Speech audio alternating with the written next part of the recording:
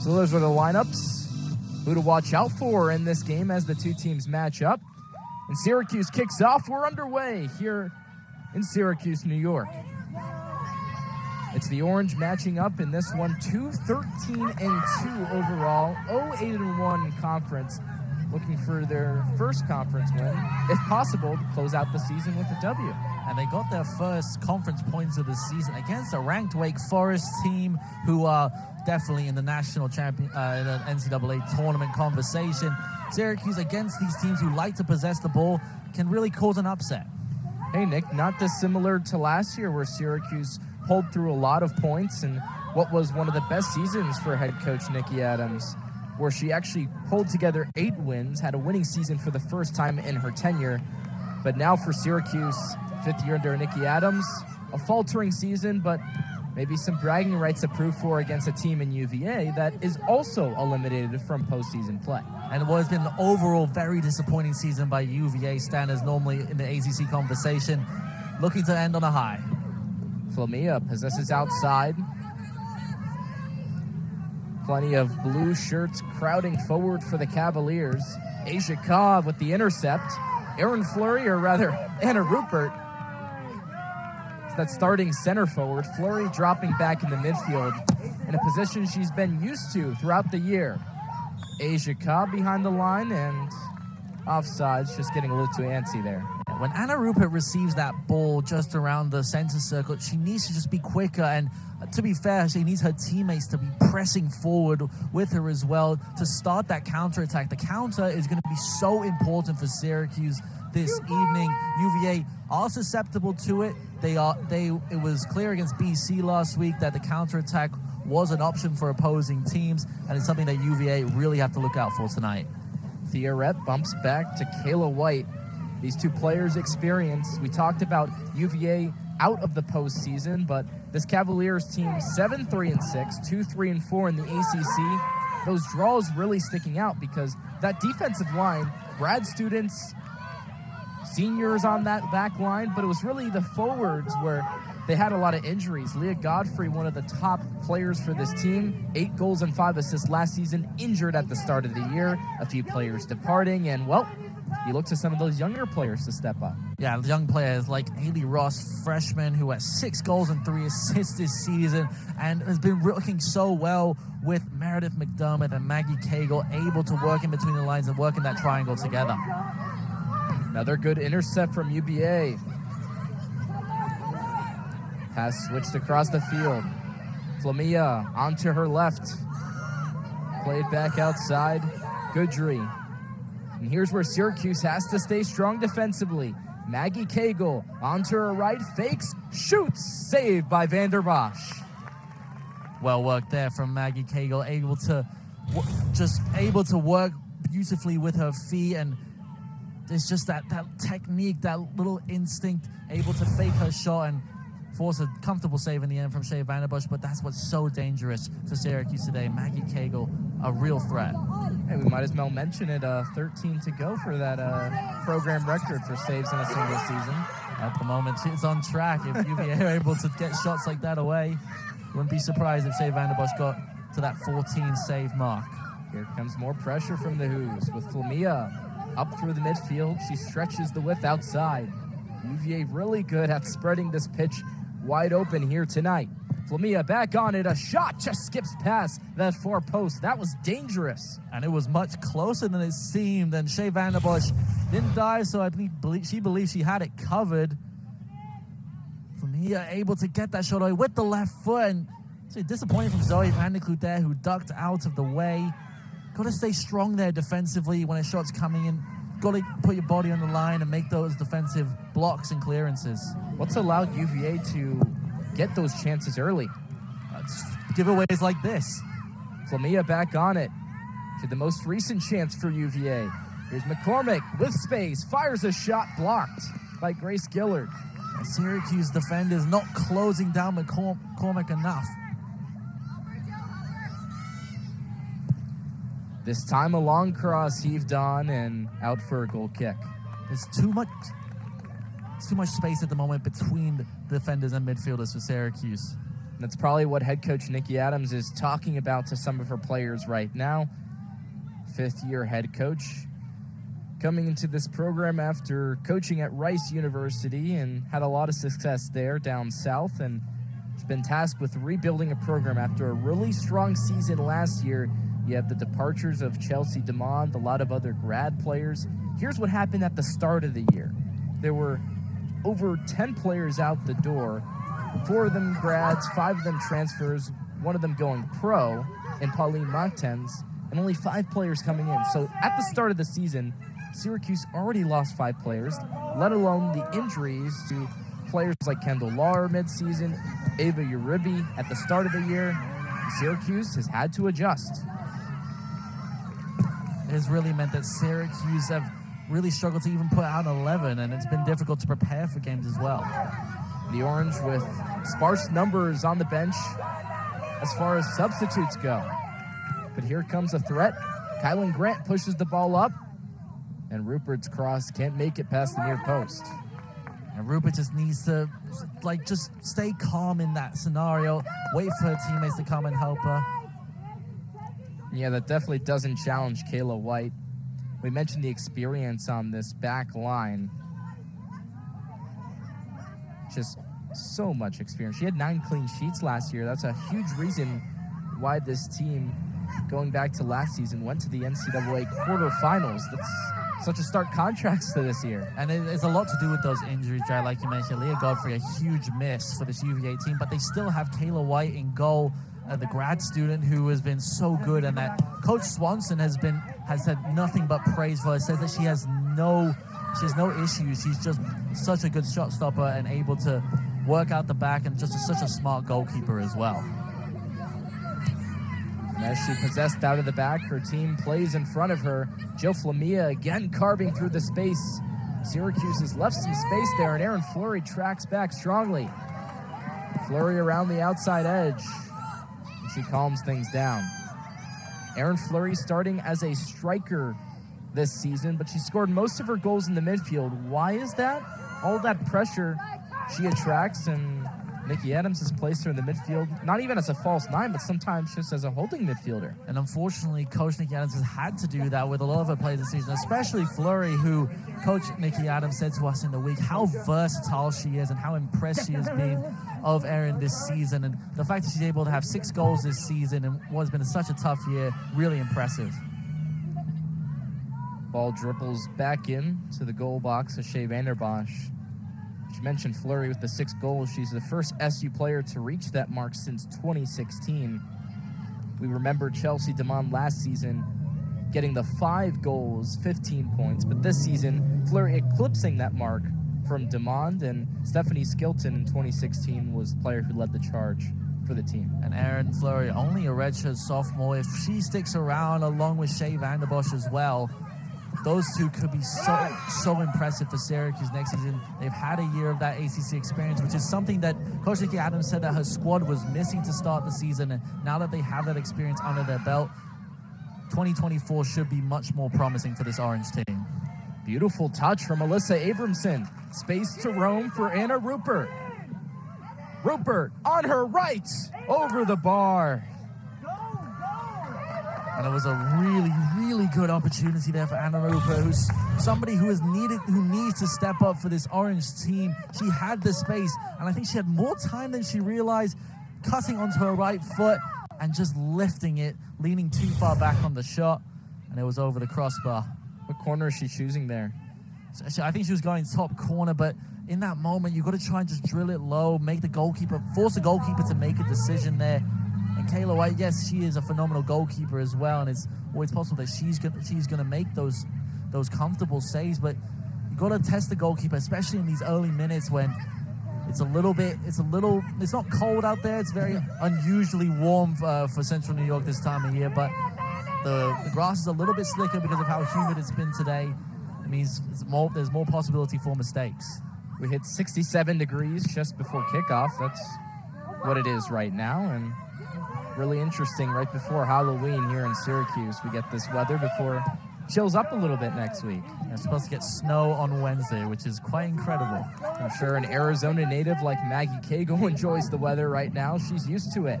On her left, trudging into the box. Cagle surveys her options, and UVA wins a corner. Oh, Maggie Cagle, she's just so incredible to watch. Able to work in between and have that beautiful footwork as well. That's thanks to the recruiting of Steve Swanson in his 24th season as Virginia head coach, and he's racked up a lot of wins.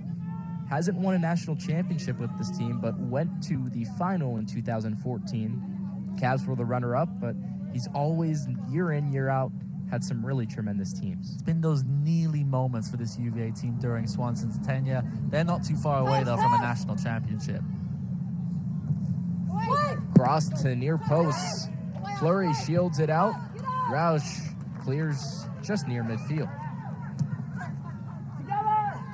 Oh, there's a lot of space at the top of that box. Cagle looks for it. Moves it safely, though, with Flamia instead. Jill Flamia, she's had the ball on her feet all night to start this game. She really has, really working the ball through midfield, and there's just this disconnect currently between that Syracuse defensive line and midfield. It's giving Virginia a lot of space. Cagle from the left wing through center now. She's pressured, doesn't see the pressure though. And Auden's pass, saved by Rupert, just cleared out at the sideline. Coach Nikki Adams at the sideline just yelling at the team to relax, and just when Syracuse win that ball back, that is the moment that the team needs to calm down, get their numbers forward, but quickly as well, and make the passes have to be pristine and have to be on point for Syracuse to get those chances and get goals from this game. So far a dicey matchup. UVA with a few chances, Syracuse with one strong one from Anna Rupert just minutes ago. We look at the series history between these two teams. UVA's never lost against Syracuse, and 7-0-1 all-time against the Orange. Last time they played, Syracuse visited Virginia, and that was that 2-2 draw against that top 5 team in the country. A really strong effort from the Orange. Yeah, number 2 team at the time, Jared, and it almost derailed the UVA season. Lost that little bit of confidence in the game. Got to the quarterfinals of the NCAA tournament, and probably could have gone all the way if results went their way. It's just, and having those injuries to start the season, it was so detrimental for Virginia. But next season, with this young core of incredible players like McDermott, like Ross, like Cagle, it is very worrying for the other teams in the ACC. You had a team last season in UVA that went 16-4-3 overall, 6-6-2 in ACC play. Syracuse, one of those 2 ACC draws. So UVA looking to build on this year, eliminated from postseason contention, and Syracuse yet to have an ACC win to its name this year. Something in years past that Nikki Adams had struggled with, built upon last season, but now in a way back to square one, bringing in a lot of new recruits for 2024. It's one final regular season finale for both squads here tonight in Syracuse. Ball passed into the box, dropped back, and the shots scuffed and cleared away. Yeah, a couple of the UVA players lost their footing, and that's what I was saying about this grass being a little bit more slick than normal. Yeah, it was a little bit of weather today, but because it's been so humid and muggy, the mud is sort of much more moist than it should normally be, and that means we're going to see a lot more slips tonight. Turn by Cagle. Toe poke pass forward. Roush strong on the tackle. What needs to happen here once Syracuse wins the ball back? They need to be able to fan out and be able to connect their passes in that moment. Players need to be checking in, checking out through midfield. Players like Fleury, like Lisa Odom need to be checking in to win the ball so that players can overlap and start moving forward. Syracuse have done that a couple times in this game. It's just that urgency just isn't there just yet. Looks like you had the first pass, then the second pass, and then the third player's like, okay, who else do I pass to? There needs to be that little bit of imagination as well. Players need to be moving more off the ball. This 4-4-2 is so, I would say, basic. They sit back, and it's having that low block. It works so well for Syracuse defensively. Going forward, there needs to be that imagination. Samar Goodry, a threaded ball forward, and McDermott Can't keep it in. It's a goal kick for Syracuse. Zoe Vanderkloot there on the defense. She's playing in a little bit more of a different position. She is stereotypically more of a defender, but she's been put more out wide this season by Coach Nikki Adams.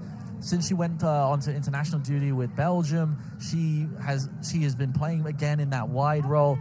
Tonight, she's playing at center back, and that's where I expect her to be for the most of this game, for sure. Vanderkloot, a player who didn't feature as much last season after her 2021 year, made 17 starts in all the games.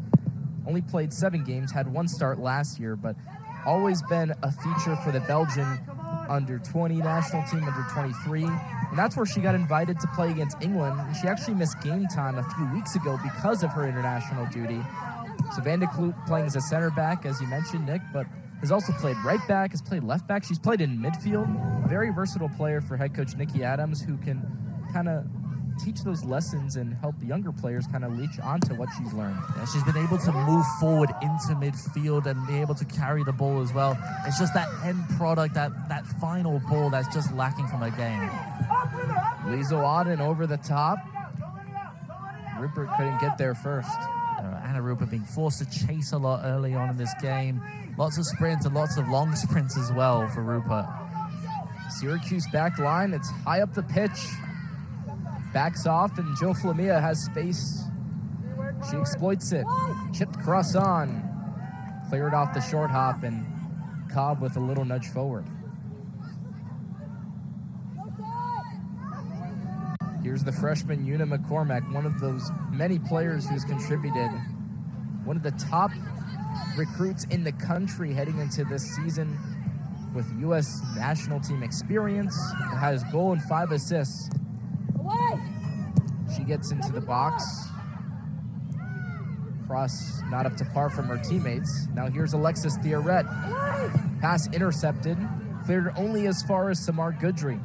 Syracuse struggling to just clear their lines at the moment. UVA really passing circles around this orange team at the moment. They're going to get a good opportunity soon. I can feel it. UVA waiting for that perfect chance to open up, and Syracuse perfectly fine with defending that. And I think that's just the tactic for this game. Syracuse, they're going to be more defensive. They're going to try and hit them on the counterattack. UVA, stereotypically, are possessing the ball, trying to work the ball around.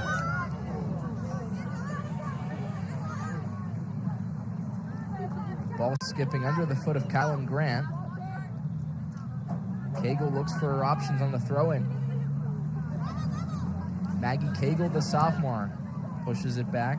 And Goodry resets for Virginia. You see just 2 defenders currently at the back for UVA. Most of their players forward. And to be fair to Syracuse, they have holding this block very well. They are closing down the passing lanes and closing the spaces very well. And sometimes it looks as if Syracuse, or rather Virginia, only has Talia Stouty back. And they're splitting 2 players out. So if you have 1 player and then 2 players on the flanks, Nick, how can Syracuse respond to that overload when a defender comes into the midfield? They need to just put players further out wide. It's not an easy situation, but Syracuse currently, because they have so many players back, it's helping them deal with those wide players. So we'll see how head coach Nikki Adams responds tactically in this matchup as this first half winds down. Really good chances early on. When we think of Joe Flamia's shot, just about 10 minutes in, that just skipped past the far post. Anna Rupert in transition the other way, and Syracuse hasn't found any other key moments of play to break since that chance, but that's definitely what they're looking for. I think Coach Nikki Adams will be happy with what she's seen from her team so far in what has been such a tough year where they've had to defend a lot, especially in ACC play. They are playing to the game plan, and the game plan is working currently.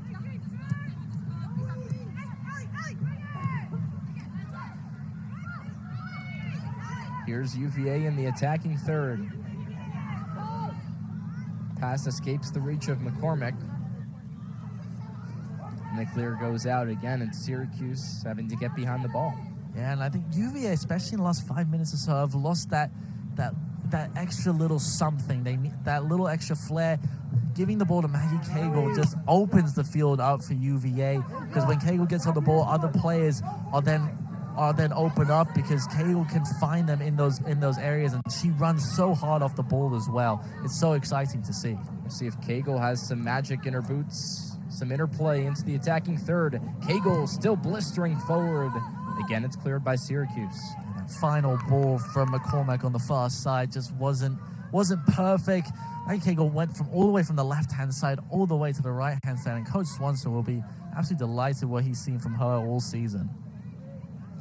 Cagle, one of the players that scored against Syracuse last year. She evened up the game at 1 apiece before Joe Flamia made it 2-1. Syracuse equalized in the 89th minute in that 2-2 draw to number 2 Virginia last season. It was Kobe Commandant, a player who has been medically disqualified to play this season. She transferred out to Virginia and sat out the year. Here's space forward. Wow. McCormack just got a bit ahead of herself, but she was in behind the line there. Yeah, it was good defending in the end there from Kate Murphy, and it's what Syracuse need to do. Defensively, both her and Zoe Vanderklut just have to stay narrow and make sure they're constantly communicating with the rest of their team. So this is a good time to reset. You take your time to set up this free kick, and you mentioned how Syracuse had so many players back, and now a lot of orange jerseys forward now. Well, as soon as Syracuse have any sort of the ball, they need to just make sure they're possessing and making sure the movement is positive. UVA, they're going to be pressing high and trying to win that ball back. Syracuse can have those small passes and flick it in behind. They're going to be successful. Syracuse loses that battle with the arbiter. It's a throw-in for UVA. Syracuse sideline certainly not happy with that decision. A lot more Syracuse players on the sideline this evening. Players like Maya McDermott, who have not been able to play this season, were warming up, and it's good to see a lot of Syracuse players who were so dejected for not being able to play this season, supporting their teammates from the sideline.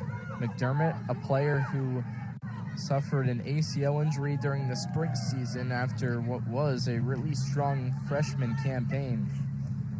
She had 18 games, 9 starts, and was definitely a contributor. Just looking to refine her goal-scoring touch. Jill Flamia again. She's quick on the ball, but Rauch quick to stop her.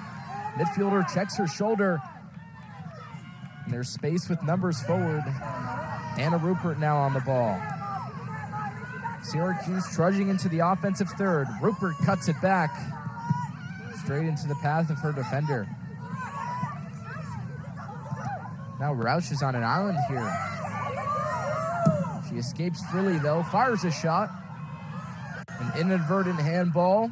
Referee says to play on, and Syracuse is back on it. Syracuse have got their numbers forward here. Much more positive, much better from Syracuse offensively. Asia Kov tackled. Strong protection there from the senior forward. She has yet to register a collegiate point in her career. This is the first year where she's been really healthy. 17 appearances, 15 starts. But her freshman-sophomore years having some ACL trouble, and then her junior year taking time to recover.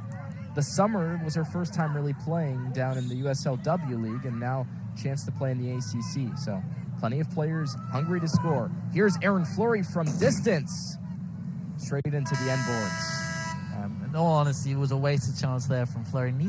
It was way too far out for a shot attempt. Erin Fleury, of course, always has an eye for goal. But in that moment, you've got to just get the ball into the box and try and get an opportunity closer to goal. Well, part of why Erin Fleury's up to her career best 6 goals in a season is because Nikki Adams challenged her at the start of the year. Shoot from distance, try things. And to her credit, in an open play, she scored a ton of those goals. But on set pieces like that, I mean, I don't think we've seen a screamer from Erin Fleury on a dead ball situation yet. We haven't, but Erin Fleury does have that ability and that talent in general. She has an eye for goal. She's able to work well with her feet.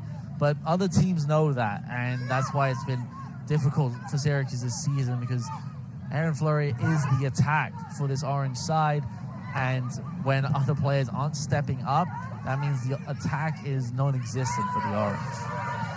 Grace Gillard gets a bit ambitious. Here's a chance for the Cavaliers to counter. Orange jerseys pile back. It's a good pass by McDermott outside, but really no help for the new substitute, Sarah Brunner. UVA just not having that attacking flair required. Syracuse defending so well, limiting the space for UVA. Theoret shut down by Rauch. She wins the ball back, though. Alexis Theoret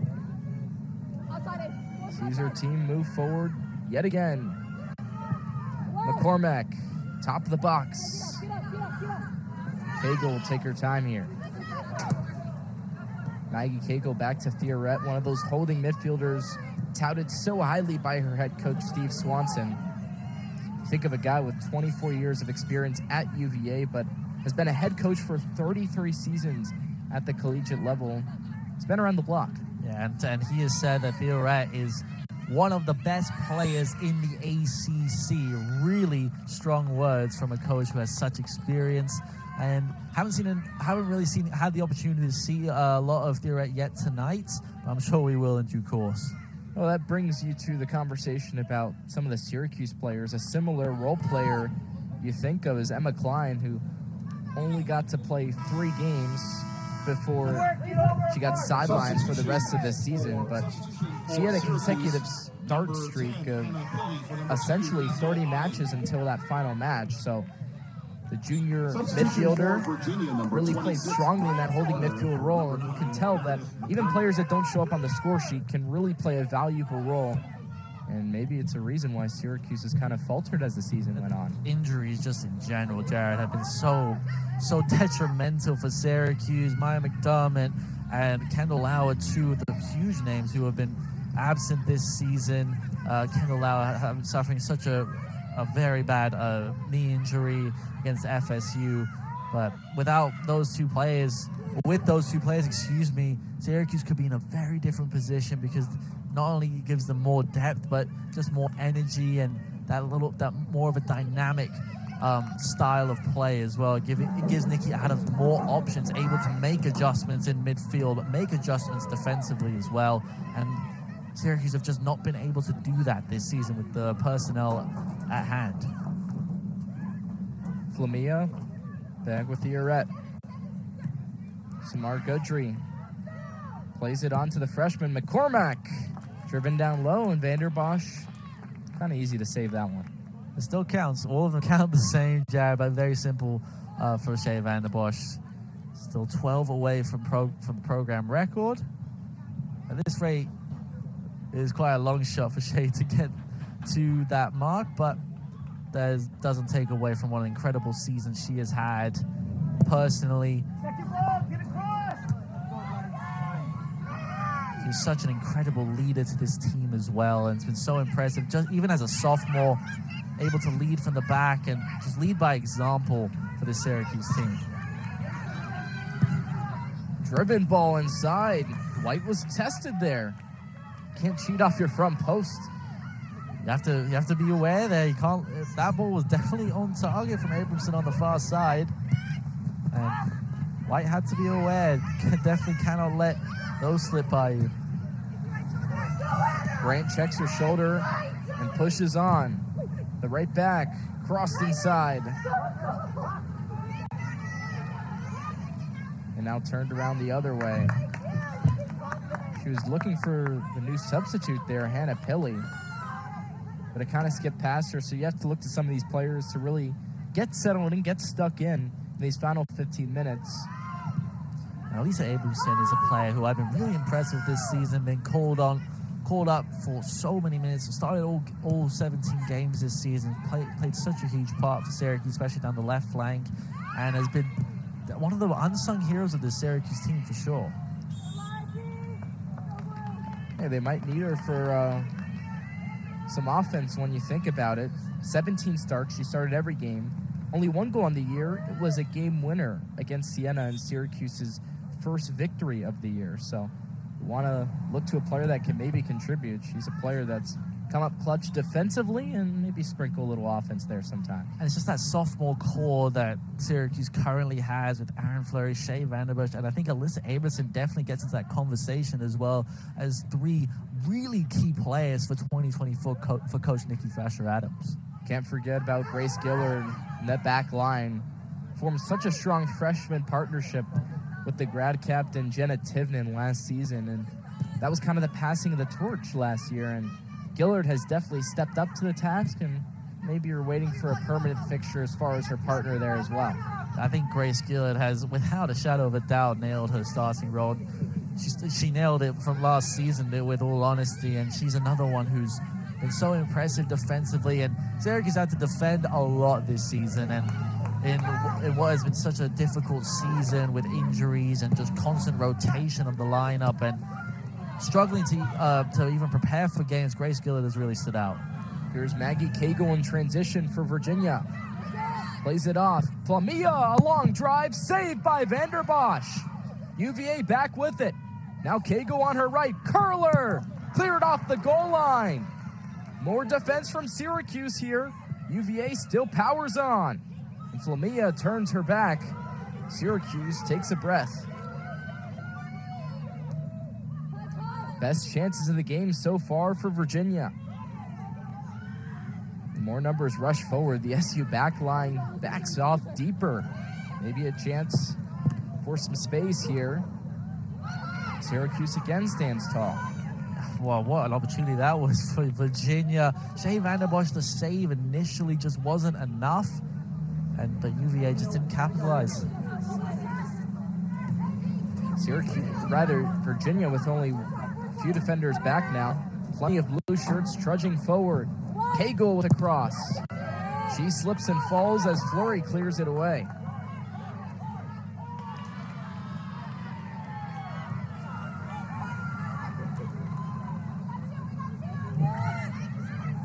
Lacey McCormack from her right-sided center back position up on the SU back line now.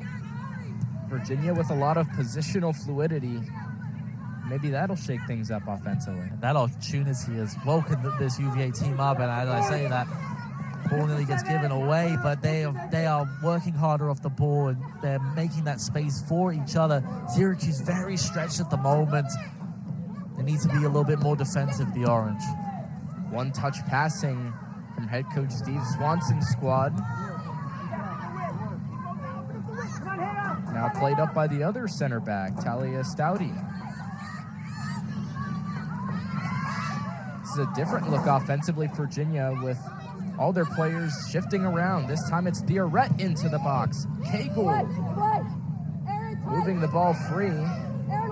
Right on the top of the box. Beautifully lifted. Cleared by Fleury. Jill Flamia onto her right. Plays it outside. Runners in the box for Virginia, but no one at the penalty spot. Syracuse just struggling to get the ball away, and now that they have some control, they can try and work it forward. Great pace on that delivery there from Rauch. Cobb not strong though on the first touch.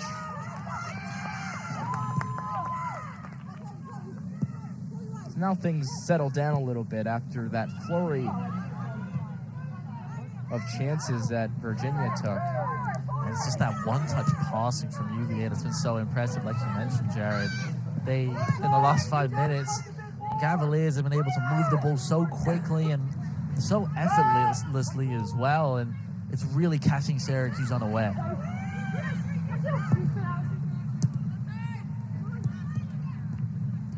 Nice toe poke to win that ball back. Kate Murphy moves up the field, and Fleury turns, plays to her center backs. Van de Kloot to Vanderbosch. That is pinpoint accuracy there, but the header not up to par. This time it's Rauch trying to go up the middle. Again, Syracuse with runners forward. Now Virginia gets to have its try the other way. Still a 0-0 game, but chances have gone around for both sides. UVA with the strong majority of chances. 7 shots to Syracuse's 3. A handful on goal for each side. Maggie Cagle waits on her strong right foot. Plays it just ahead of the box, and Gillard just marshals the ball only as far out as the edge of the attacking third. Syracuse compact in its shape. Flurry against Cagle. Maggie Cagle, the sophomore forward, her shot blocked and kept in play by Vanderbosch. Yeah, smart from Vanderbosch there. Keep that in play. It would have been a corner. And once again, it's Maggie Cagle able to work the ball so nicely with her little tricks and flicks that she does, and able to make that space for herself and get those opportunities. Really has been impressive for UVA.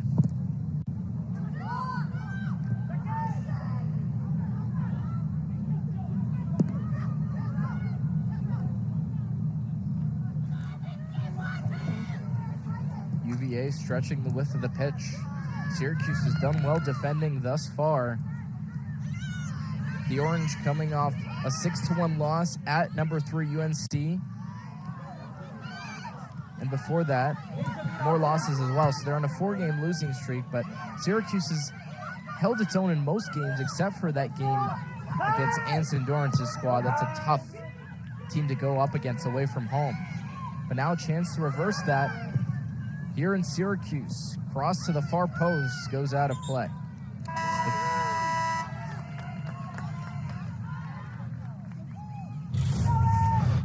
This opportunity just a few moments ago for UVA. Fantastic save from Vanderbosch, but she didn't get it far enough. She didn't parry it away. Syracuse defending very solidly, and Kay Murphy looked like it was just about to go wide, but well defended in the end by the Orange. That heads up play defensively. There were 5 or 6 Syracuse defenders there defending and making sure they were covering their goalkeeper well. That's teamwork right there for sure. Looked closer there on the replay. Could have maybe taken a curl off the post there. Absolutely. Yeah, it really could have. And that's just the quality that UVA provide. And it's been just so impressive to watch so far. But equally impressive is Syracuse defensively. Joe Flamia turns on the Jets. Flamia blocked by Syracuse. Second chance. Vanderbosch hops on it. Now it's out for a one-touch play. Theoret's shot blocked into a wall of Orange. Well defended there by Syracuse in the end. Jay Vanderbosch did well to make sure to get the ball away. Here are some fresh legs, though, for the Orange. Aaron Fleury tried to combine with Rhea James. She's one of those players you look to who's really been important as a goal scorer. I mean, Syracuse has not scored more than 1 goal in a match in their past 4 games. I mean, they've been shut out twice, gotten a goal in a few games, but you look back on the schedule when that 2-2 draw, Rhea James got her first collegiate goal and point against Wake Forest when she scored to tie the game up. Against these ranked teams like FSU and Wake Forest, UNC was a little bit of an outlier for Syracuse, but against these ranked teams, they've been so good at being defensive and getting results. Cagle across the box, cleared away. They'll definitely have to be multifaceted here because waning moments of the first half, sure, it's great to get numbers forward if you're fresh, but if you forget your mark on that back post, Nick, that could be pivotal in this matchup. And one small mistake from Syracuse defensively would end up being a really good opportunity for UVA. With just over 6 minutes to go in the first half, a 0-0 scoreline going into halftime for Nikki Thrasher-Adams would be a great 45 minutes.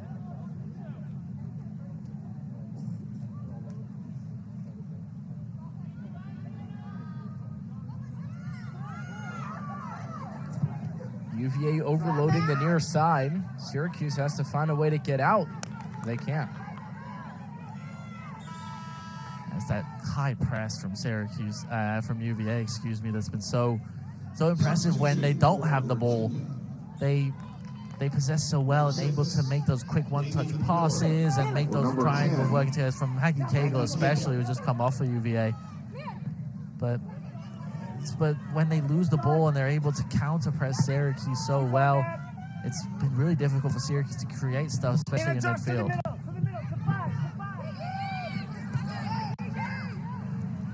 More space for Jill Flamia. Flamia onto her left, shoots and scores. That's what happens when you let the midfielder take so much space. She's had so many chances, and the dynamic threat makes it 1-0 for UVA. Well, Jill Flamia has been a player who we've been talking about so much in this game. Can run it with pace, and that finish as well, right in the corner. Strikes it beautifully with her left foot. Jay van der Bosch had no chance with this one. And UVA, who have deserved the goal in this first half, have got it. And Jill Flamia, who has certainly deserved the goal in this first half, her work ethic has been fantastic here in the first 45 minutes.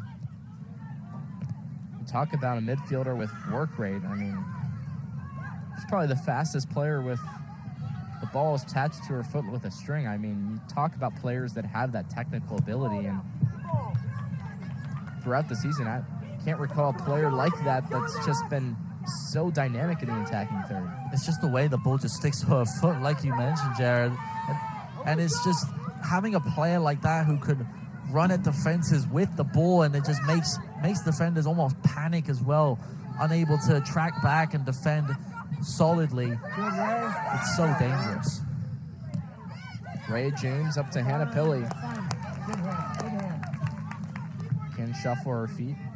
That wins a throw for Syracuse. And now what's the game plan? What's the thought process here? You just go down by one. You probably would have been content if your head coach, Nikki Adams, keeping it tied going into the half. But this changes things as far as your philosophy goes. I think some of the substitutions that Coach Adams has brought in, it's bringing in fresh legs and trying to even get a goal the other way. Hannah Pilley coming in as a player who can definitely create something, create chances for the Orange. But now with that, it was a mistake in midfield and giving the Cavaliers way too much space. Now it's going to be all about hitting on the counterattack with pace, with authority, and making sure those passes are intricate and connected as well, which has been one of the most difficult parts for Syracuse this season, is working the ball together and having every part of the team work in harmony. Substitution for Virginia, number 16, Ella Carter. Now the goal scorer off the pitch. A well-deserved rest. So one of the offensive engines off. Maybe a different look for Virginia possessing that ball forward. This time it's a stretched pass that gets them into the goal box. Cross inside, takes a few hops. Pushed back with the cross to the back post. Oh! UVA nearly had a second.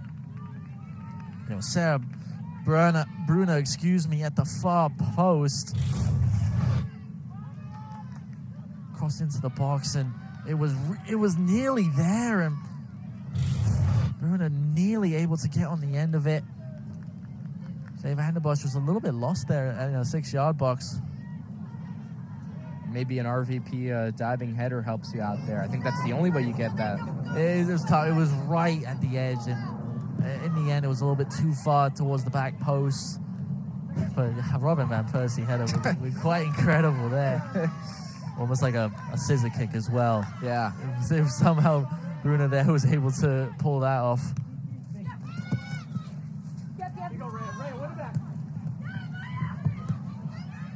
More space to exploit. UVA with Dagan Miller. Plays it outside to her outside back. Great overlapping run. Now Syracuse is behind the ball. Chips to the far post, and van der Bosch lets it roll out for a goal kick. And that attack was all started when Syracuse, like we've been saying, they've been overloading the wide spaces, trying to contain the creativity on the wings, and when UVA having that extra player in those wide areas, UVA were able to withstand that press and able to build out of it. And when that happened, Syracuse are on the back foot. They only have a few. At that moment, it was basically 3v2 for UVA, and that cross into the box just needs a little bit better. The crosses so far in this game for UVA have just been a little bit too long, too far, and beyond the back post. missing that little bit of quality, and maybe, that organization for a press after you lose the ball. Syracuse working on those adjustments in the waning moments of this first half. UVA getting the go-ahead goal from Joe Flemia just minutes ago.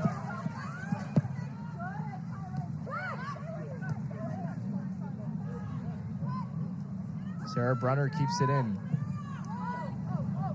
Cross, a header, a bouncing ball, maybe a chance to finish. Another great block from Ashley Roush. Second try, heaves over the bar. That was a really good turn on the shot. UVA with a back to goal. It was Ella Carter there, I believe. Took that shot away. It's been a good half from a UVA perspective. From a Syracuse perspective, they did some good things. They were defending well with that low block. Had a few chances, haven't taken them. UVA had that big chance with Flemia, and they took it. Due to her prowess on a scouting report, being hounded by 2 or 3 players night in, night out. So Syracuse gets the first corner of the match. Headed inside to the far post, just wide. What a header from Grace Gillard. That was inches away from sneaking into the bottom corner. Good ball in from Kate Murphy. Grace Gillard winning the header, and I'm not sure if the Syracuse players at the back post thought it was going in or not, but a slight touch from anyone at the back post, that's ending up in the back of the net. Syracuse nearly equalizing off the head of Grace Gillard, one of the team captains, sophomore center back. Scored her first collegiate goal in the season finale last season against NC State. It was a penalty kick. So no open play goals to her name, but now she'll have to defend as UVA mounts more pressure. Top of the box. Miller frees up space. Her shot goes wide. Nicely done there from Deegan Miller, able to create that space just almost out of nothing, really. And she's come in for Jill Flemia, who has been one of the best players to watch and also best performers tonight. Coming off the bench, she's had such energy as well in this game, and it's been so impressive to watch how the midfield of UVA, has really dominated and has been so crucial for this team. And the fact it's such a young core of players as well for UVA is very exciting. First ball won back by UVA. Cagle cuts it back to the far post, just wide. And once again, it's Maggie Cagle creating from the left-hand side, cutting inside to her favored right foot, and it was just curling outside, and Deegan Miller was inches away from sliding in there and getting a touch on it, and it would have been an open goal. Call that a shot or a pass? Maybe both, I don't know. Maybe it's a little bit of both. If it goes in, it's considered a shot. It's just like Mikhailo Mudryk for Chelsea the other day, saying that, sure, Maggie Cagle, if that goes in and we ask her if that was a goal, if that was a shot, she would say it was. Cagle's been fantastic at generating chances all night for UVA, especially when she's on that weak side and cuts onto her strong foot. Cagle entering tonight is one of the leading goal scorers with 7 goals, 7 assists, 21 points. One of the team leaders. It's really facilitated the offense. And the thing about Cagle is that not only is she spectacular, she makes the players around her better. There was a moment in the first half where she went from one side of the pitch to the other, just playing those 1-2 passes with her teammates, able to create chances and open up the space for this Cavaliers team. Alexis Thierret slices this ball forward. Flicked header on. Kept in play by the Cavaliers. Asia Cobb defending for Syracuse. Still blue shirts in the box. Cagle, the delivery. Vanderbosch collects securely. That was scary for a moment. But Shea Vanderbosch had everything under control. It seemed to be anyway. Cagle once again creating on that left-hand side. Shea Vanderbosch, I think she might have just second-guessed herself a little bit there. Went for the palm instead of the punch at the last second. I think she realized that she had a little bit more time. And that's what the experience that Shea Vanderbosch has developed over the last 2 seasons.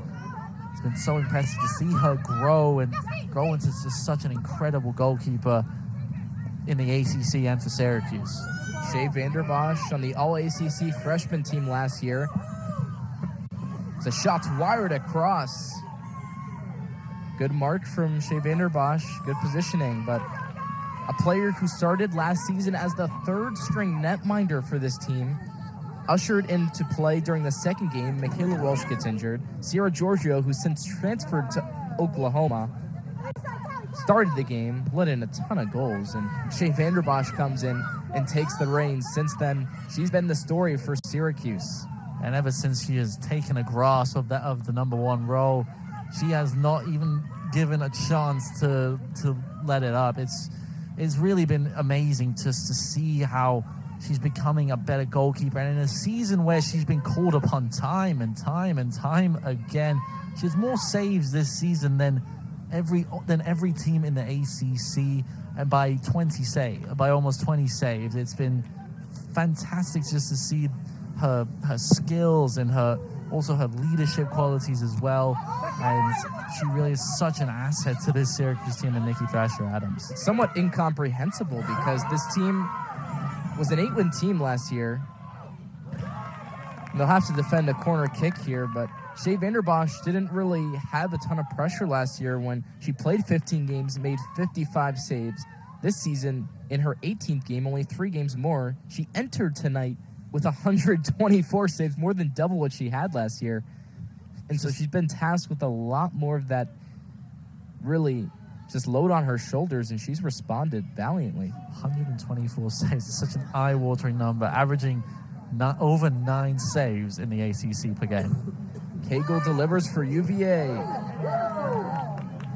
Cavaliers sniffing that ball out, but Asia Cobb's there to it and clears up, leads a press. No one's following her, though.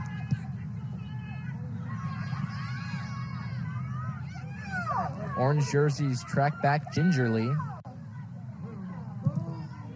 Another cross for UVA. First header up. Second header closed down, and the toe poke not really converted on successfully. But here's a giveaway, blocked by Gillard. Virginia takes its time. It's Maggie Cagle onto her favored right. She'll go back to her right again. And the cross takes a deflection out for another corner kick. I think the message from Coach Swanson at halftime was to get more crosses into the box. In that last play, there were more UVA players in around the penalty area than there were Syracuse defenders. The midfield was and the defense for the Orange was not connected. They weren't working together and coming back and helping each other defensively. UVA creating lots of opportunities from these crosses.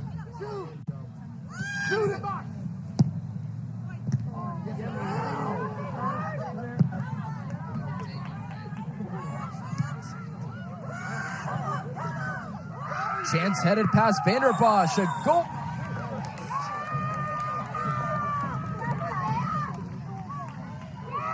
More and more things getting dangerous for Syracuse, and Vanderbosch is hobbling up back to her feet.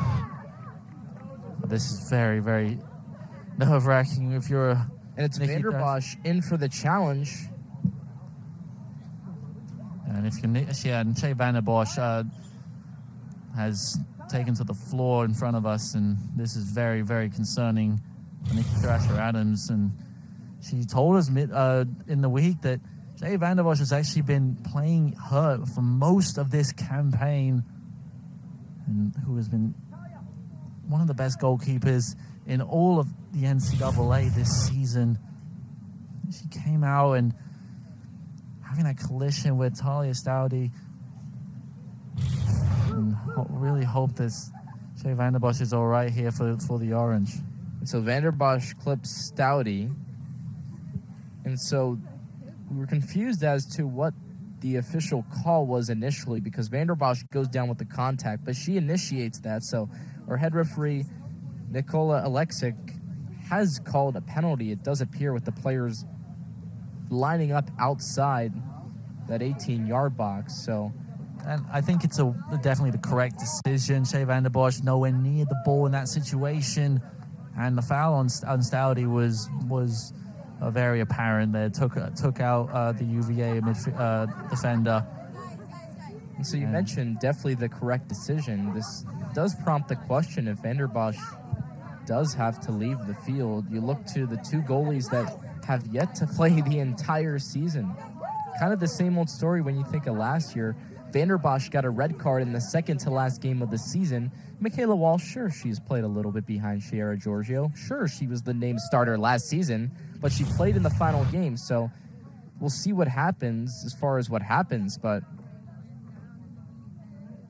it's an interesting collision there. Yeah, and I think Shea Vander Bosch, she's such an incredible athlete as well, and such a great competitor. She didn't realize that that she was hurt until the play was finished, and it was just that collision with her knee in particular as well. And looks like Sam Haley, the freshman, has been given a call to get herself warm.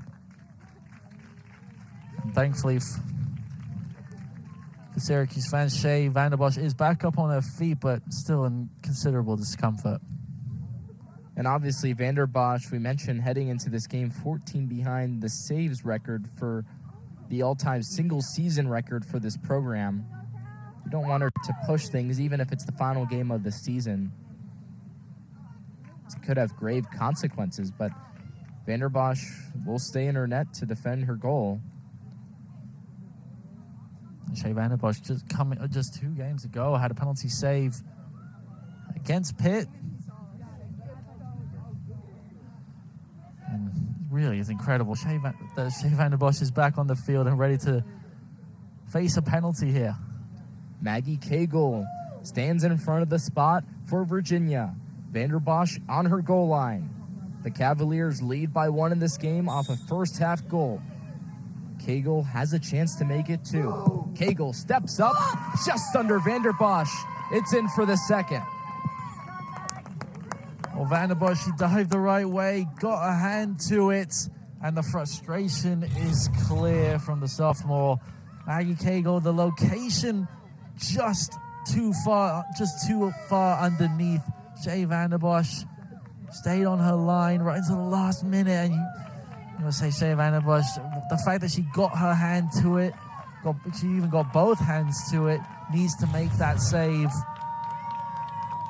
Maggie Cagle getting the goal. But once again for Syracuse, just frustration. And another Neely moment for the Orange.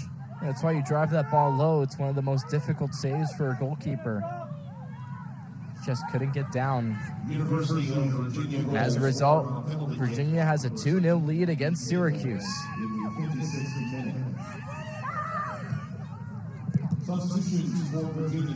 Back up at the top of the box. Flamia just past the far post. She got the first goal in this game and nearly had a second. She's just come back onto the field, and Flamia once again being the most impressive player on the field. Dances away from Zoe van der Kloot and has the shot away and nearly crept into that far corner.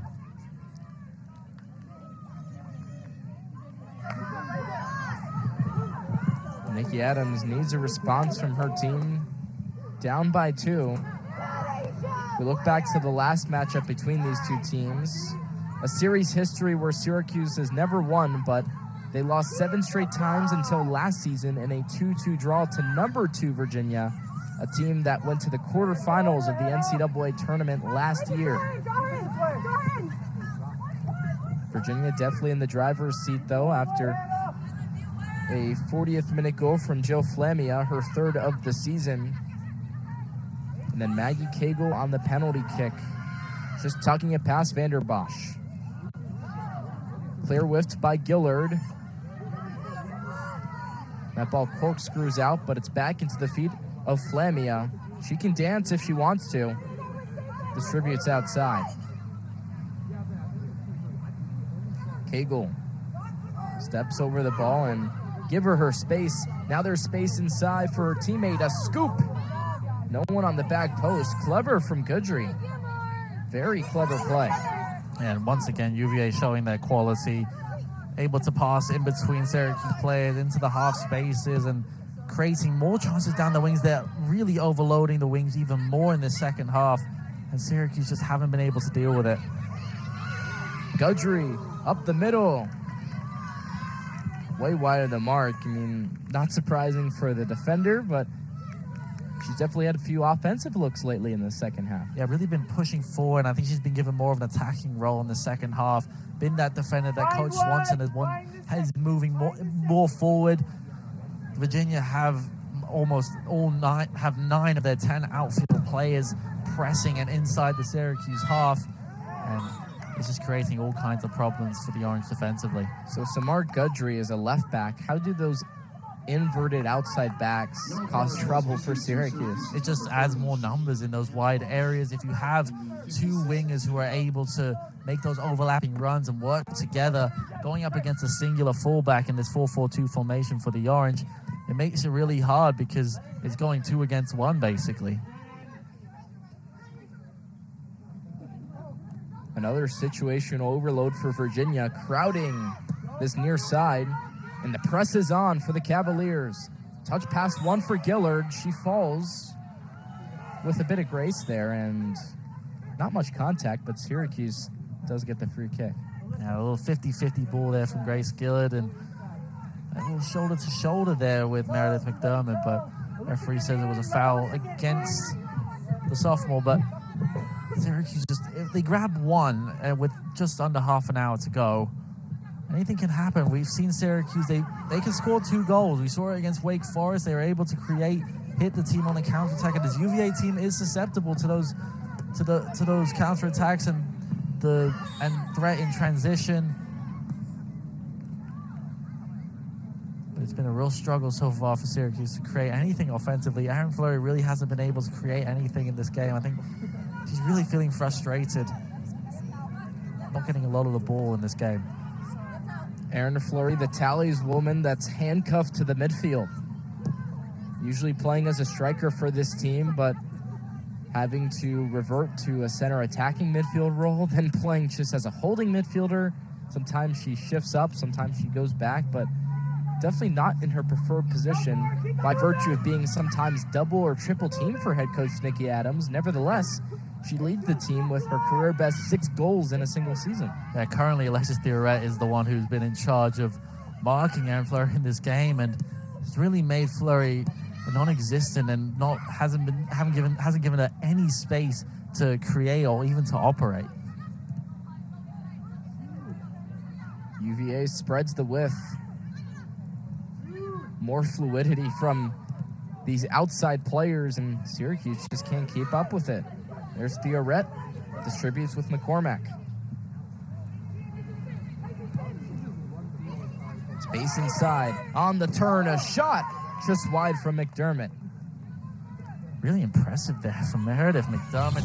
Had her back to goal when she received, and on the turn, tight defending Syracuse, but McDermott was way too strong, just dragged it a little bit wide. And this is the year that she's kind of burst onto the scene after her freshman year with 14 appearances, no starts, only a goal and an assist. This year, one of the team leaders heading into the night with 7 goals, 3 assists. Now, Maggie Cagle has eclipsed that total with her penalty spot conversion that made it 2-0. Cagle, she likes that shot. Just couldn't curl it into that far side. It's a happy zone, Jared Cagle on the far side. She actually, we're saying that her right foot is a stronger foot, but both her left and her right foot are equally threatening, and every single time she can cut onto one or the other and really cause problems for Syracuse on the left-hand side. Probably a large reason why Syracuse has given her the space. You would think that a player that's taken all her chances tonight in Maggie Cagle on her right foot, you'd be shielding onto her left foot, but that's not the case. And it's the reason being that it's unpredictable, and anything that Syracuse have thrown Cagle's way in this game hasn't worked. She's consistently been able to create opportunities, not just for herself, but for her teammates as well. and not only on the left-hand side, she's come to the right wing as well and created opportunities. She's so difficult to defend. There's Gudry. Outside to Cagle. Cross inside, the header flicked on, and it skips out for a goal kick. So back with the ACC picture, BC was up against UNC at the half. North Carolina expectedly ties it up. That changes things around, but still plenty of time to go if you're a BC looking for the upset. Absolutely, and for a Boston College team who sits second from bottom in the ACC standings, to even be leading against UNC is an accomplishment and really causing waves on this final day of the regular season. To give you a glimpse of that, Syracuse in the ACC standings in last at 0-8-1. Boston College 0-6-3 in the ACC. They have yet to win, but got all 3 of their points from draws. So Syracuse looking for an ACC win. But so far, it's pretty hard to reach with this 2-goal lead for UVA. The Orange have a challenge of getting out of their own half and breaking in transition. Fleury possesses the ball forward. This might be a chance for the Orange. Strongly defended by Virginia. And that's that dynamism that Zoe Van der Kloot has, of able to come from the back and just sprint forward. A player who is really good with running at the ball with her feet. But in that situation, just didn't have enough options in the attacking area. So players shifting around. It looks like Van der Kloot in the midfield, Kate Murphy as the left center back, Kylan Grant at right back, Alyssa Abramson at left back. Unless that does change, it does look like Van der Kloot will be playing the middle of the park. And I think Coach Thrasher Adams realizes she needs to have a little bit more creativity in the midfield, try and take that attention away from Aaron Fleury, who's just consistently being marked in this game. And if you add Zoe Van der Kloot, who has a great touch and able to turn away from defenders very well, it could open up a little bit more space in the midfield, not just for Fleury, but other players in the midfield. Syracuse searching for answers, a team entering tonight at 2-13-2, winless in conference play, and had their senior night before in previous games, and still a chance for plenty of seniors to make a mark before their time finishes with the program. You think of an Asia Cobb at right wing, who has really gotten a ton of appearances for the first time of her career. There are a lot of players that have had injury troubles when you think of the story of this program that are sidelined this year, sidelined previous years. Asia Cobb, one of them, been sidelined for nearly her whole career, and this year has the chance to really get those appearances, but has yet to get a point. And in a season where so many players have been given extra minutes and have been overused really in this game, just because the personnel hasn't been there for Coach Nikki Adams, Asia Cobb has stepped up and provided really good performances. Started 15 of the 17 games this season, and has been really consistent in especially going in those attacking areas.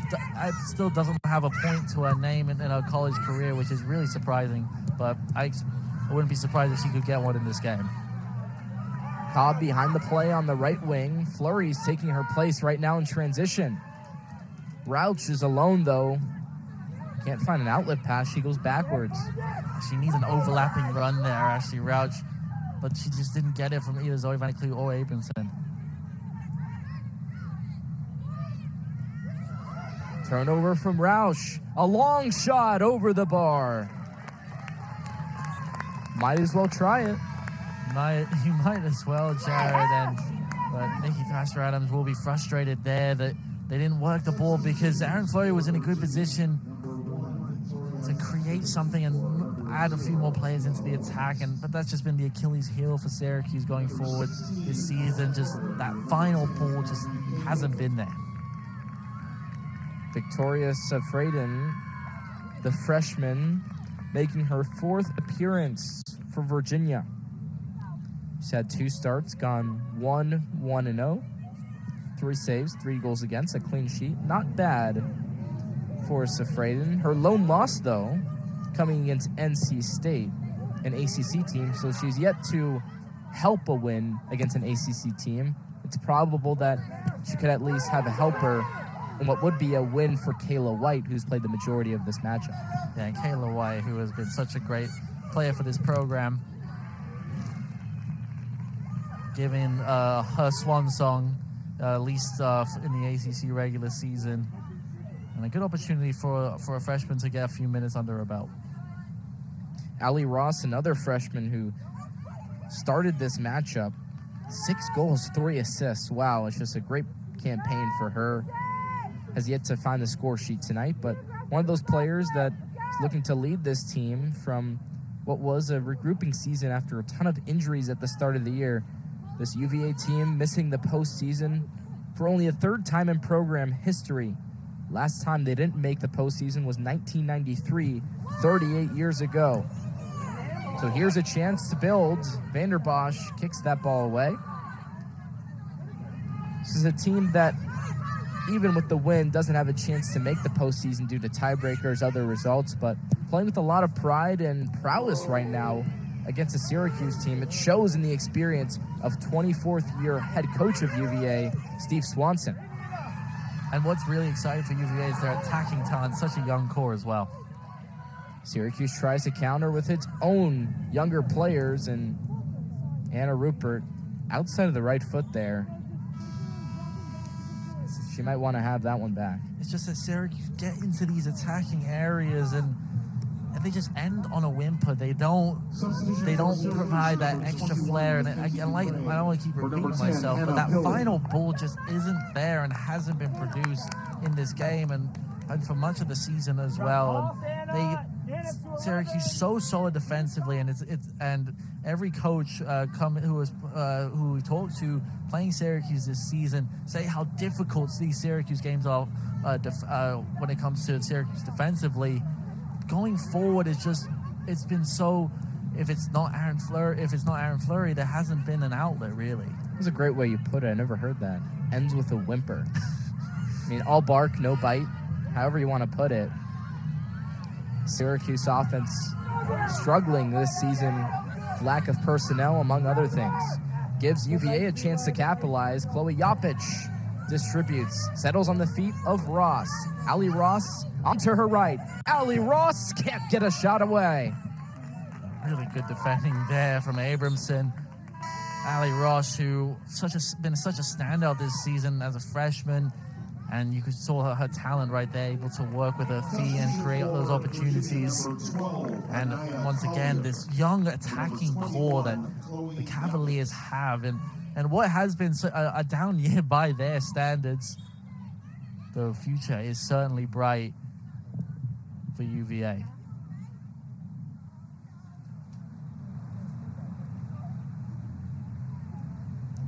And now a quick injury stoppage as Ashley Rauch will get tended to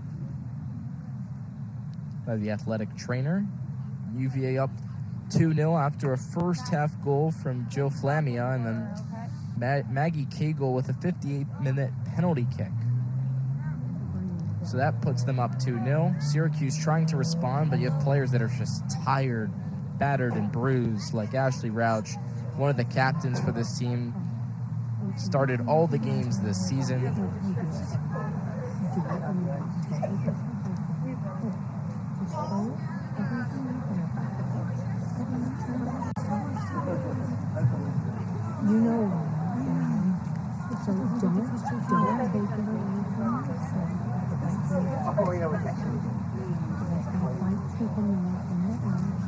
Trying to hear those words there from head coach Nikki Adams.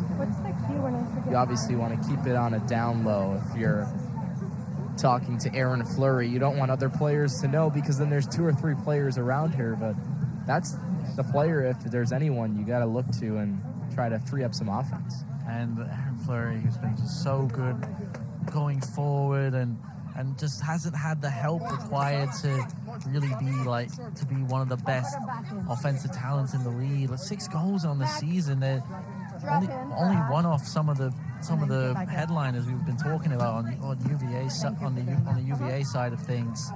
Really interesting, just the way that Coach Nikki Adams talks to her players and in a season that has been so difficult for them and has really been a step back from last season. Coach Nikki Adams said it herself that it was 2 steps forward last season, then another step back this season. But she was very excited for the 2024 campaign, and hopefully with much more recruits on the way, and hopefully some work in the transfer portal as well, which is going to be so crucial for this Syracuse team in the off season. The portal opening up in a few weeks after the conclusion of the NCAA playoffs. Such an important and key part of college athletics, and will be very important for Syracuse going forward and in rebuilding the team once again. Cavaliers offside just about 15 seconds ago, so Syracuse resetting outside of their goal box. Vander Bosch back with it, boots it forward. Not to her intended target, though. And Nikki Adams, spoken with us throughout the season, said that a lot of those signees for that freshman class already really set in stone. You just have to wait for the official signing day and a lot of things like that. But very excited about the prospect of more than just a handful of freshmen that can really contribute to this team, especially when you look at this season where you had a lot of transfers, but only 2 recruits that came in, and one of them was Sam Haley, the freshman goalkeeper out of Central Square, who set a New York program record, but the only other player wasn't necessarily recruited. She came to Syracuse on her own academic merit, and that was Caro Monterrey. Shot into the top corner, and McDermott gets on the score sheet. It's another goal for Virginia, and it makes it 3-0. And it's the best goal of the lot, Jared. Meredith McDermott, who has been so lethal this season as a striker for UVA, and that is right in the top corner. Pressure from Abramson shrugged her off, and right into the top corner, and the frustration for Shea Vander Bosch once again after that penalty miss save, and now a 3rd goal for the Cavaliers, really putting the nail in the Syracuse coffin.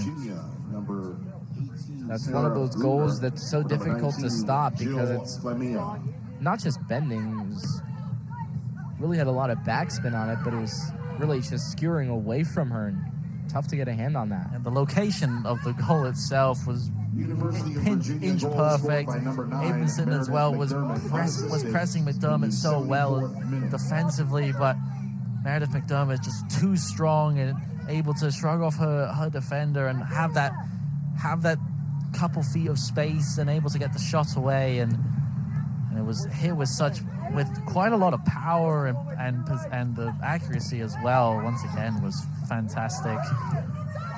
There's that one-touch passing. A touch above from Virginia. Ross, what a save from Vander Bosch. Needed a lot of help to get pushed past that far post. I think the referee has decided that it's a goal kick, but I do believe Shea Vander Bosch got a fingertip to that one. A fantastic save. Once again, her athleticism, despite being a little bit hurt and not at 100%, she is still one of the best goalkeepers in the NCAA. Vander Bosch got into a collision with Talia Stouty just before the 58th minute, where Maggie Cagle scored the 2nd goal of this game. Got in the books and stopped play for an injury timeout, but she was checked in and cleared by her trainer. She lets in the 2nd goal that she probably could have saved. And then, of course, that 3rd goal. Lethal from Meredith McDermott. That brings her up to 8, so 2 of those young goal scorers, sophomores in Maggie Cagle and Meredith McDermott, leading the way for head coach Steve Swanson. It's the personal bragging rights up for grabs at the moment if you're Cagle and McDermott. 2 sophomores know each other very well, work together so well, but who can end up as the top goal scorer on the team? We still have 14 minutes to find out. And 2 entirely different play styles. Cagle lined up on that left side flank, just situated really close to that touchline. Meanwhile, McDermott right on the top of the box, kind of waiting for that extra pass. Yeah, McDermott is more of the sort of striker, your stereotypical striker that you see, the target for the team offensively. Cagle is the talisman who's able to just work the ball from one sideline to the other sideline by herself almost, and has that creative trickery and that speed and the dribbling as well that's just been so impressive this season. But that duo has been so threatening for the Cavaliers this season, and it's really exciting in 2024. Take away from Fleury, her shot thumped into her opposing marker. Syracuse trying to break up, and just as all the numbers go forward, the chance dissipates. Wave goes forward for Virginia, and their pass just ahead of their intended target. Now Syracuse gets a chance to substitute. Player we mentioned just minutes ago, and Cara Monterey, number 24 in orange. The freshman on for her 15th appearance, has yet to start a game, but always good in supplemental time. Made Syracuse's team on her own merit, so Nikki Adams getting her into the program. Ross, driven shot, palmed away and off the post. Another one where Vanderbosch had to push it away. And another great save from Vanderbosch. She was a little bit blind to this one and just got that fingertip to force it onto the post. That was going right in the bottom corner from Ross, and fingertip save from Shea Vanderbosch. It's always a game of inches. You look back to that second goal, just slipping under the arm of Vanderbosch in the penalty. It's those little details.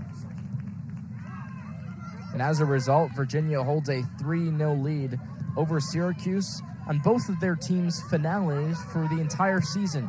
Both of them eliminated from postseason contention. Virginia will be eliminated from that contention for only the second time in their program history. A team in its 39th season, founded in 1985. Meanwhile, Syracuse, in their 28th season, have missed the mark plenty of times. It's a building program for head coach Nikki Adams. Syracuse won the ball back, but only momentarily. Meredith McDermott. She gets the deflection. You would have thought maybe she makes the pass there. Yeah, she had options at the far side, but McDermott, natural goal scorer, she wants to go for goal. Yeah. And you can't blame her, especially in a game that has opened up to her, especially in the later stage of the second half. She's had more opportunities. She was relatively quiet in the first half, but she's getting subbed off now. But it's been a really good performance from the sophomore, and once again the attacking core of just sophomores and freshmen as well, the underclassmen for this UVA team, so exciting for the future, and once again showing how the ACC is going to once again be the best conference for women's soccer. The sixth corner kick of the game for Virginia. Crossed inside, and it's in.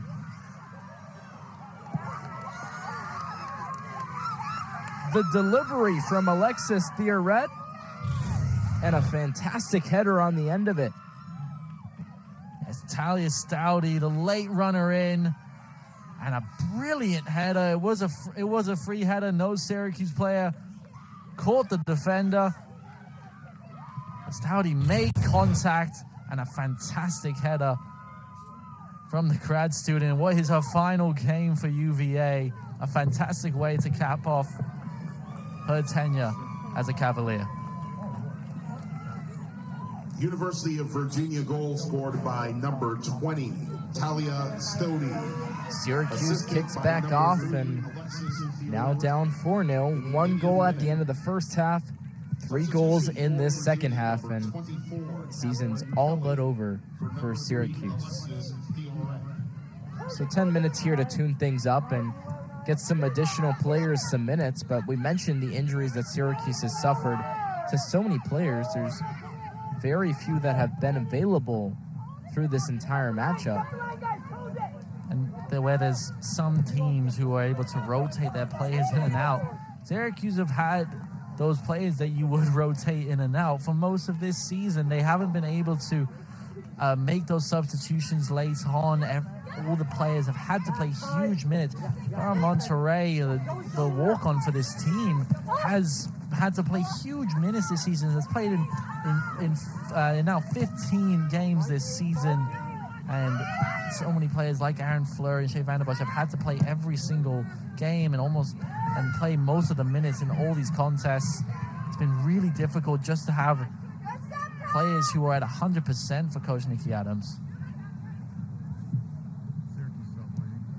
She'll have one of her starters come back on the pitch, and Lisa Lawton, another one of those players that stepped up in the absence, kind of playing out of position, listed as a midfielder, got her lone goal against number 3 FSU in a game Syracuse was ahead in and nearly at least claimed some points from, but eventually ended up losing 3-2 here at home. Yeah, the number 1 team in the country now. If Syracuse had pulled off the victory, they were only 5 minutes away from getting a result against FSU, but just came up short, and a bunch of nearly moments for Syracuse this season that just have not gone their way. All of those what-ifs for the Orange. Same case for Virginia. A team with 6 draws on the year, 4 of them in ACC play. 1 or 2 of them turn into wins. Those late moments, a little bit more clinical finishing for head coach Steve Swanson, and you're talking about a team that's in the postseason. Especially against Boston College last week, a very, very important game for them. At home, their senior day, they needed to get all 3 points against Boston College. They get that win, they are within 1 point of a playoff spot of the 6th seed, and it just didn't go their way. And the draws earlier on in the season as well, Duke as well, a team that UVA could have easily beaten as well. They had their chances, and for Coach Swanson, it's the missed opportunities that were so detrimental to their season. And if that narrative turns the other way and they take their chances and get more goals and make the goal distribution a little bit more spread out amongst the team, they could be really successful next season and could be a serious threat, not just in the ACC tournament, but the NCAA tournament once again. Don't let the record mislead you with this Virginia team. This is a valiant effort from Syracuse. UVA started the year in the rankings, played the majority of the season getting up into the top 15, 20, was at number 22 at one point, and then they got pushed out of the rankings. And plenty of the fans of those teams would say, quite unfairly in some respects, they had a lot of those draws earlier on in the year, but really didn't drop a ton of points. It wasn't until those North Carolina games, Wake Forest in September, where Virginia went on a 5-game winless streak where they had a few draws but accumulated losses, and that's where the season kind of fell apart. And this win as well will actually be very, very important if Virginia could get that at-large bid for the NCAA tournament. It is very unlikely, but it is still a possibility. The RPI rating for UVA going into tonight was where they were at 91, so that doesn't really help the Cavaliers as much looking forward into the NCAA tournament. But so losses to 1-0 losses to UNC and such close games against Wake Forest and Duke. These are games that the Cavaliers could have easily won, and if those games had gone the other way, and if those games had gone the other way, the story around this UVA team would be completely different. It'd be very positive, and they'd be looking forward to the ACC tournament. But that's why the ACC is the best conference in NCAA soccer, both men's and women's. The teams are just so dominant and so good, and the teams are so well coached, and it makes it so difficult to really stand out in the NCAA picture. The Atlantic Coast Conference, one of the most unforgiving conferences in college soccer, and Virginia either not able to capitalize late in games or making those late mistakes and not get any fortune going their way. Of course, you could talk about at-large bids for NCAA tournament pictures, but a lot of those usually go to those teams that make the conference tournament, so it makes things a lot trickier for a Virginia team, you'd ask the question, well, why didn't they squeak in at 4 or 5 or 6? And that is the big overarching theme for this UVA team. And for Coach Swanson, who was so decorated as a coach in the NCAA, 33 years at the collegiate level, he has a 75% win percentage in his time as a UVA coach. That is an incredible stat, and he's been so important to this program. And if they're able to come back next year and turn those results around and able to snatch those victories instead of them being 1-1 draws, make it 2-1 victories, it would be so exciting for the Cavaliers, because that is a tournament run. Ball possessed out by Victoria Safradin, the freshman in her 4th appearance, subbed on just about 15 minutes ago for the starter Kayla White, the grad student who's been a staple in goal and really propelled Virginia to their quarterfinal run in the tournament last year. A rebuilding team from injuries, really just chipping away at the marble with some of these young players and really seeing what you can sculpt in years to come. You'd say that's the case with Syracuse, but now you're waiting for all these freshman players to come in.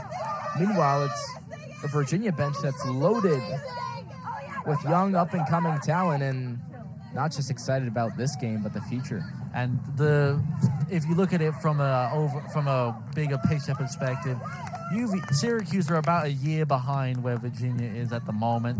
Syracuse, they have some talent that in a couple years will be at the top of their game. Players like Aaron Thorey, like Shea Vanderbosch, like Alyssa Abramson. But those freshman players coming in, the players that would hopefully for Orange fans, that would replicate the performances of Ali Ross, Meredith McDermott, and Maggie Cagle. If players like that can come into the Syracuse team, and for Coach Nikki Adams, the landscape of the ACC could completely change. And with new teams in SMU and Cal coming into the picture, it will be very exciting to see what happens, because there's a lot of stuff rearranging in the conference play. The future is unknown. It's one of those things to consider for Syracuse. The cross whipped on in by Virginia. Headed off a Syracuse head, and Vanderbosch collects. Think about Central New York flying from Syracuse down to Texas. Maybe not out to California, but maybe Stanford meets you at SMU. You never know what the scheduling is going to provide until it happens. I mean, even for any of the ACC teams, UVA, another example, traveling all the way to Cal or Stanford for these games is really a stretch, and it's going to be some real tired legs, not just on the field, but walking around campuses across the ACC. Syracuse has 2 lines of players, 5 players in a straight line forward and 5 players in a straight line back. All the space between the two, Virginia attacking it. Laughlin Ryan gets a pass outside. Here's the always threatening UVA attack. Anaya Collier, the freshman, playing it forward. And Brunner can't step her way past Syracuse. With that back line just huddled right in line there. Just over a minute to go. Both sides looking at the positives of the season. Both teams' expectations not exactly met overall, but both with promising outlooks and excited for their futures. Final minute of play, Virginia with a 4-0 lead over Syracuse. First goal coming in the first half from Jill Flamia, as her team now wins a free kick in the attacking third. 3 second half goals, 2 of them in open play, or rather 1 in open play, 2 off dead balls, 1 a penalty kick, and 1 a corner. Talk about a diversity of scoring, and Syracuse defense didn't have answers. And that's how dangerous UVA have been and how dangerous they will be in the coming years. Clipped on in. Virginia running in behind. Ball skips out wide. And as the clock winds down, it's the visiting Virginia Cavaliers with an emphatic 4-0 win over Syracuse. 32 shots in this game. Second most